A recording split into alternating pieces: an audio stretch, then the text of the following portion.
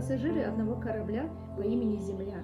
Значит, пересесть из него просто некуда. Это слова Антуана де Сент-Экзюпери. Для нашей студии «Алтын-Ине» экологическое воспитание является одним из приоритетных направлений.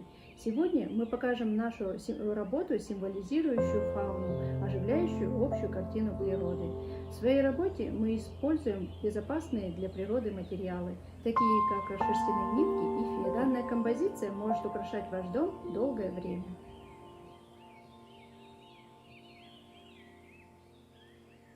Вот мы сделали 3 жгута таких, и сейчас мы будем собирать птичку.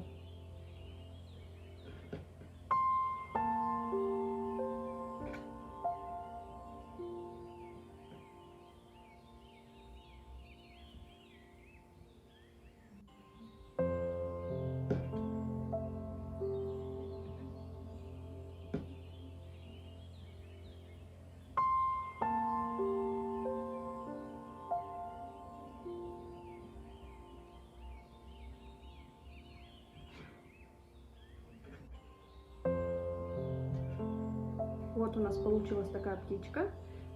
Сейчас мы сделаем ей глазки термопистолетом и носик установим. В принципе, она готова.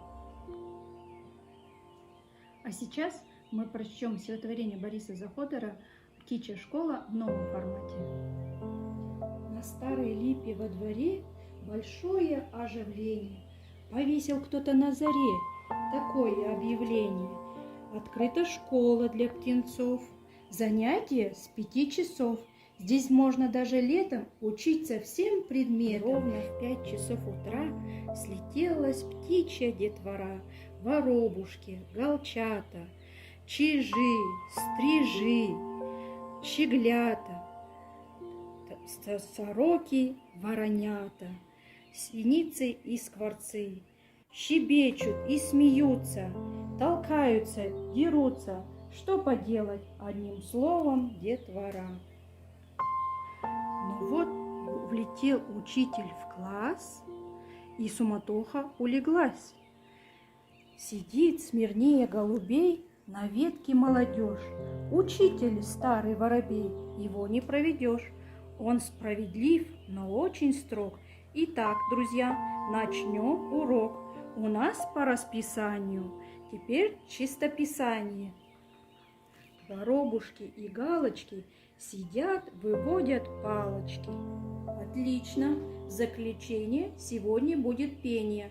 Все, даже желторотые, поют с большой охотою.